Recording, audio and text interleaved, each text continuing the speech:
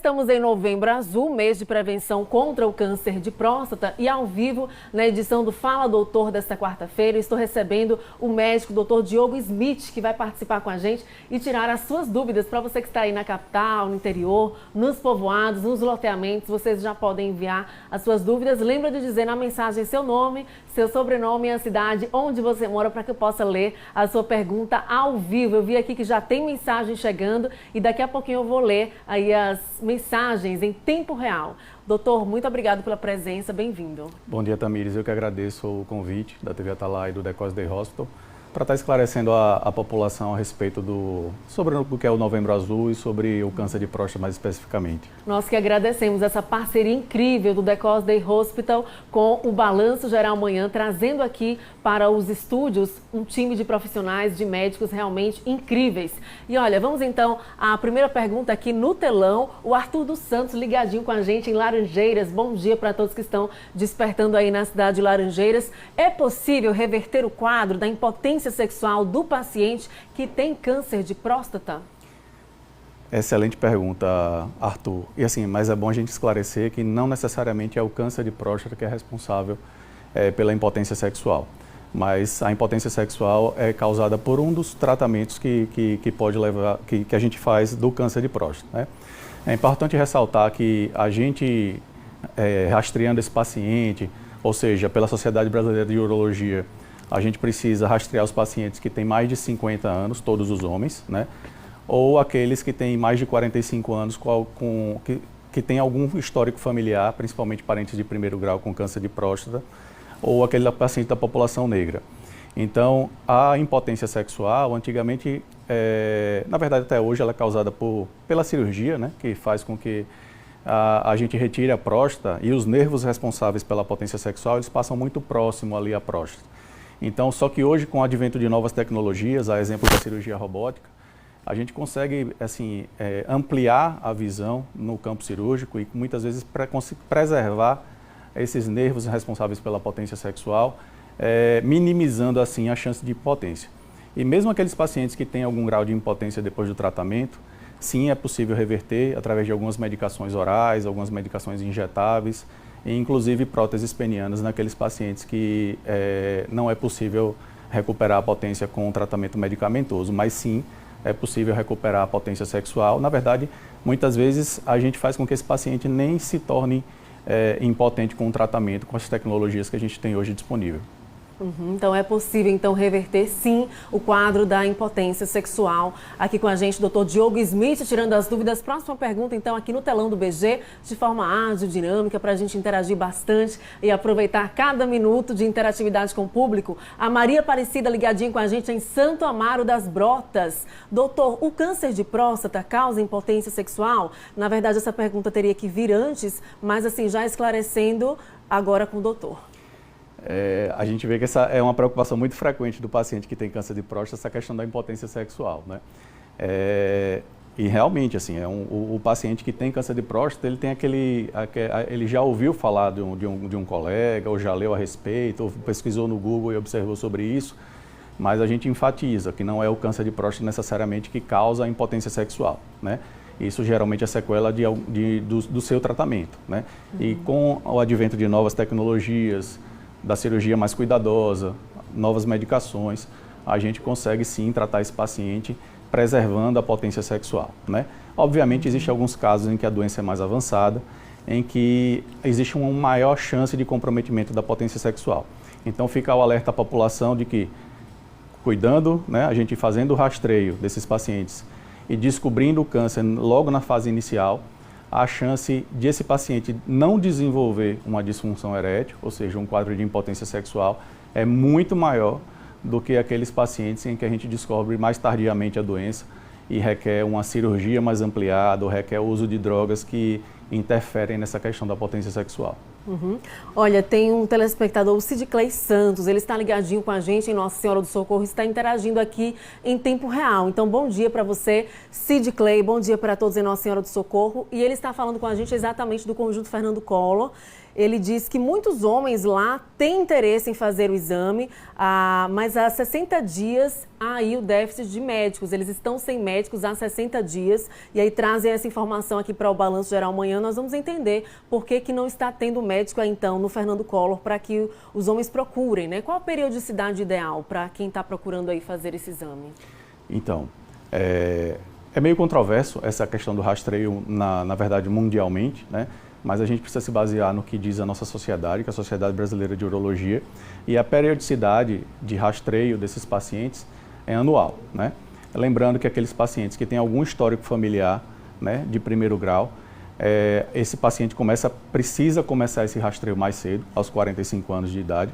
Aqueles pacientes que não têm histórico familiar, ou não é da raça negra, né, porque essa raça tem uma predisposição maior ao câncer de próstata, a população geral masculina precisa começar a partir dos 50 anos de idade. E esse rastreio é feito de forma anual. Todo ano, então, a população masculina com mais de 50 anos de idade precisa buscar um médico para fazer esse acompanhamento. Próxima pergunta aqui no telão, quadro Fala Doutor, iniciando aí o mês, aí o Novembro Azul, falando sobre câncer de próstata. Ricardo Cardoso, ligadinho em Estância. Alô, população estanciana. É verdade que alguns alimentos podem ajudar a proteger e a prevenir o organismo contra a doença? Excelente pergunta também, Ricardo. Assim, a mensagem que a gente dá aos nossos pacientes é o seguinte: quanto mais saudável, melhor. A gente sabe que a obesidade é um fator de risco para o câncer de próstata, e a gente sabe que aqueles pacientes que têm uma vida desregrada, que se alimenta mal, né, que come muito alimento industrializado, a literatura mostra que esses pacientes têm uma predisposição maior a desenvolver câncer de próstata. Então não existe um alimento específico que protege ou que dá o câncer. A mensagem é que esse paciente seja o mais saudável possível, se alimente de frutas, verduras, evite alimentos industrializados, procure atividade física, procure controlar seu peso. Dessa forma ele vai estar se protegendo, é uma das formas que ele vai se proteger em relação ao câncer. Lembrando que os principais fatores de risco para o câncer de próstata são dois fatores em que a gente não tem como mudar, né? Que é idade, quanto mais velho, maior a probabilidade do paciente desenvolver o câncer de próstata, e a hereditariedade, que também é outro fator que a gente não tem como modificar. Mas sim, o paciente que se alimenta bem, o paciente que pratica atividade física, esse paciente tem uma menor propensão a desenvolver o câncer de próstata do que a população que não toma esse cuidado. Então, evitar alimentos industrializados, né? Realmente aproveitar as frutas, os legumes, as raízes. Tá aí, então, a dica do Dr. Diogo Smith. Vamos para a próxima pergunta aqui no telão. Fala, doutor, hoje em clima de Novembro Azul. Fábio Souza, ligadinho com a gente na cidade de Riachuelo. Bom dia, população que está ligadinha aí no município de Riachuelo. Quais são os tratamentos disponíveis para os pacientes que diagnosticaram a doença?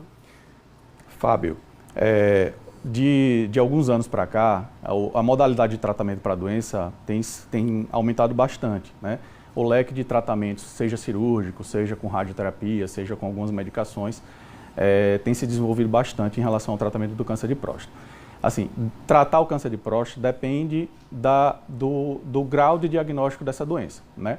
Se é uma doença de muito baixo risco em um paciente mais idoso, muitas vezes é até uma opção não fazer nada e a gente só acompanhar esse doente, né? Já aquele paciente que tem uma doença localizada, que está restrita à glândula, ao interior da próstata, esse paciente pode se beneficiar da cirurgia ou exclusivamente da radioterapia. Aquele paciente que tem uma doença que já saiu um pouco da próstata, mas não se espalhou por outros órgãos do corpo, né? Esse paciente, a gente tem a opção da cirurgia, da radioterapia. Aqueles pacientes que têm uma doença mais avançada, a cirurgia e a radioterapia já não são as principais indicações. A gente tem algumas medicações que a gente utiliza para tratar essa doença. Então, pode variar desde a cirurgia quanto radioterapia, algumas medicações que podem ser utilizadas, a exemplo de hormônios, algumas medicações orais, braquiterapia. Então, a variedade de tratamento é muito grande. Depende de quando essa doença foi diagnosticada, se logo no início ou se numa fase mais avançada.